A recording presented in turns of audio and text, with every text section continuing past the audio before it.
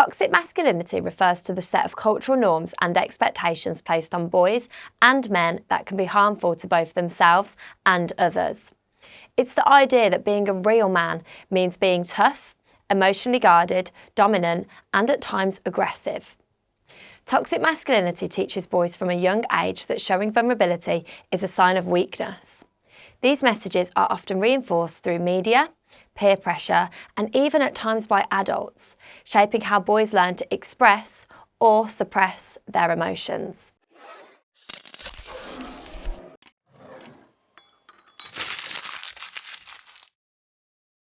Hiya everyone, I'm Zoe from My Progression, and in this video we will be discussing what toxic masculinity is and how you can teach your pupils about it.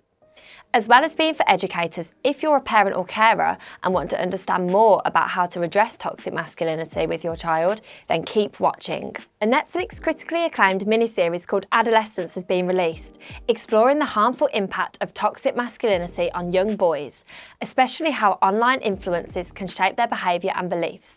This is a series that I would definitely recommend watching. It's really powerful.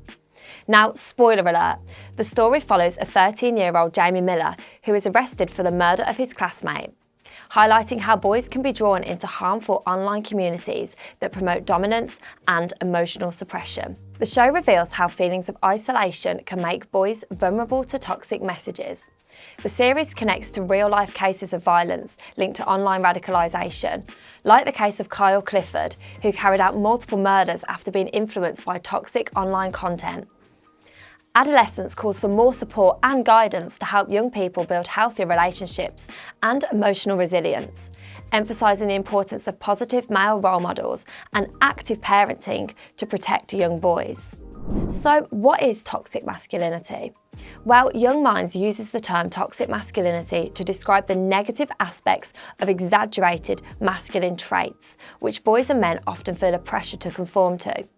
For example, this might be the idea that men must be providers and shouldn't show weakness.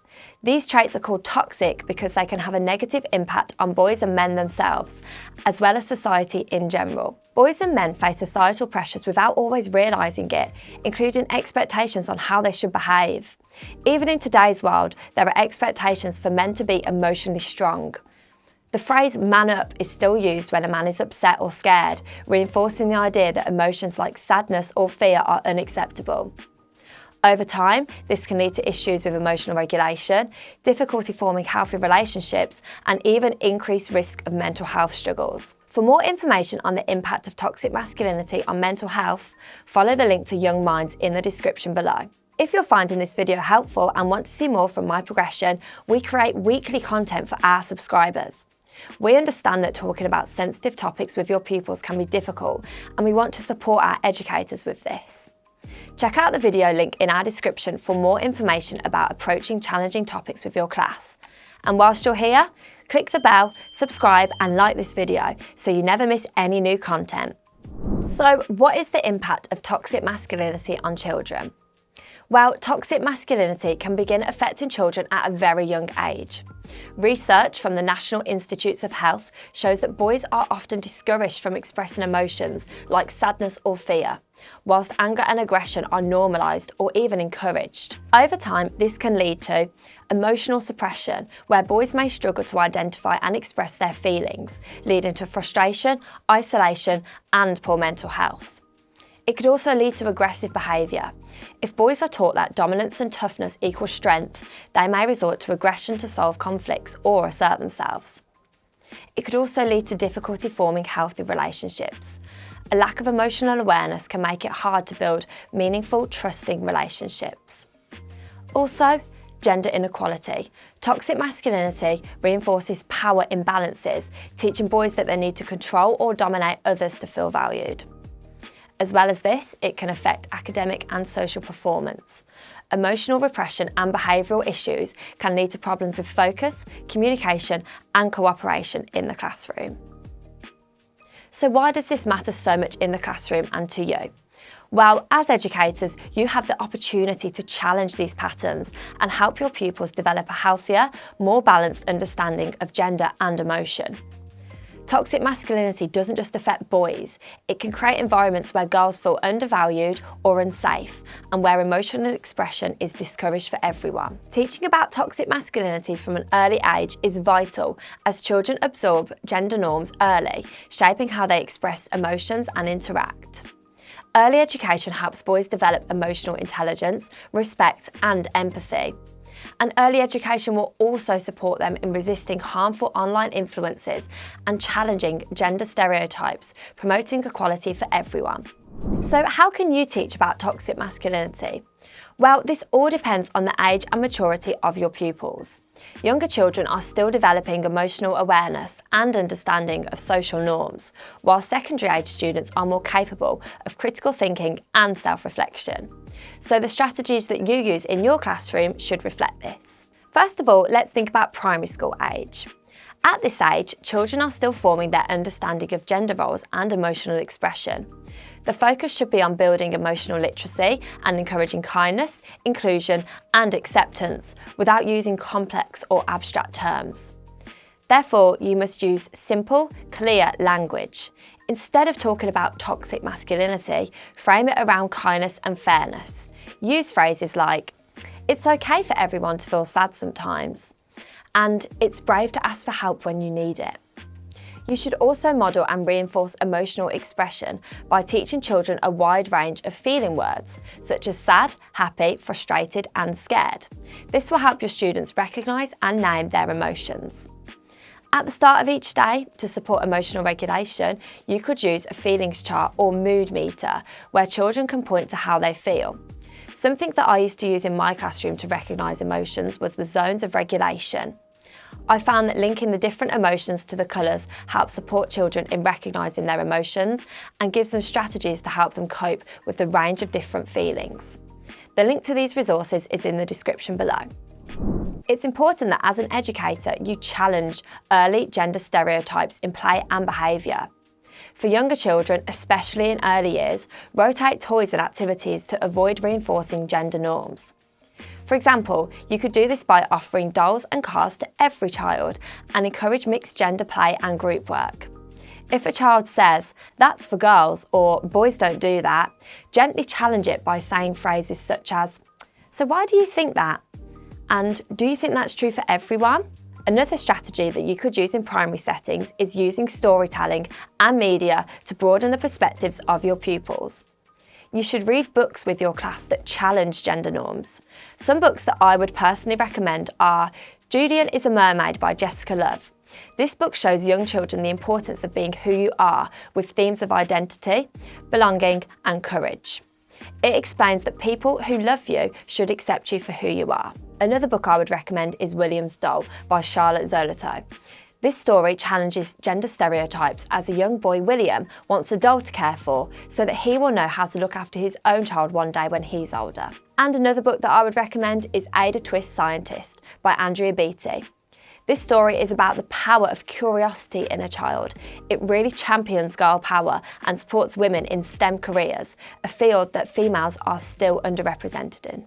It's important that you do more than just read these books. You should explore the book in more depth by asking open-ended questions and encourage the children to identify the messages. Finally, within your primary classroom, you should praise emotional openness and kindness. It's your responsibility to celebrate boys when they're kind, helpful, or show emotional vulnerability. Some phrases that you could use to do this are, "That was really brave of you to say that you were scared," or "It's great that you helped your friend when you realised they were upset." It's important that you avoid praising boys for only physical strength or winning competitions. You should praise them for recognising and managing emotions to reinforce the value of emotional strength. Now, considering special educational needs and disabilities, when you are teaching these pupils about toxic masculinity, you should consider your pupils as individuals and whether it's appropriate. As a class teacher, you will know your pupils inside and out and recognise whether they will benefit from learning about this topic and if they'll understand it. If you're planning on teaching pupils with SEND about toxic masculinity, I would recommend speaking to parents beforehand and using strategies for primary age children, such as telling stories to challenge those gender stereotypes. Moving on to secondary age children, Older children are more capable of those critical thinking skills and reflecting on social norms.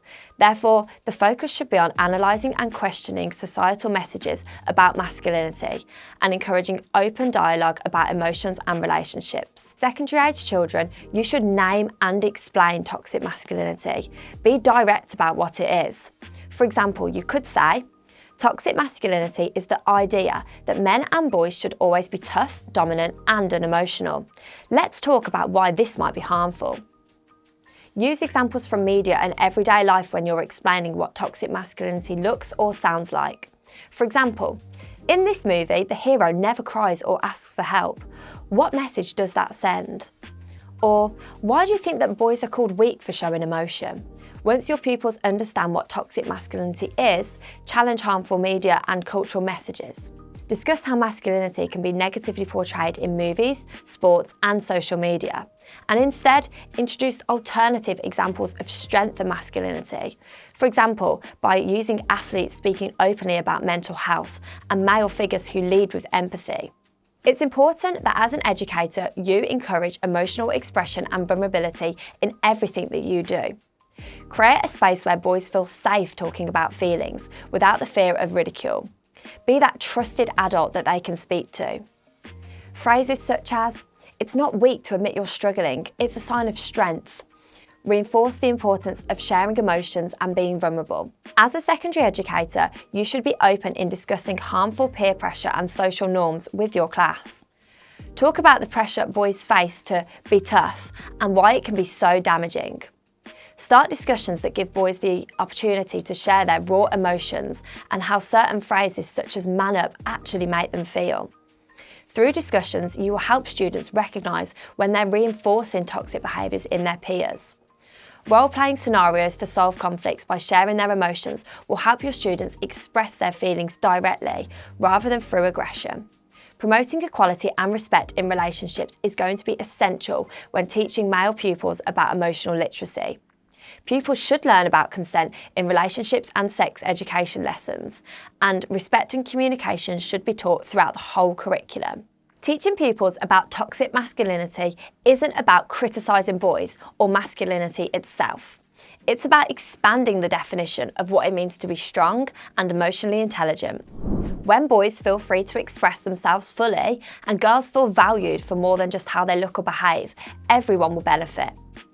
Creating this kind of environment within a classroom helps children grow into adults who are more compassionate, self-aware, and respectful of the world and others around them. I've been Zoe from My Progression. Let's keep your career in motion.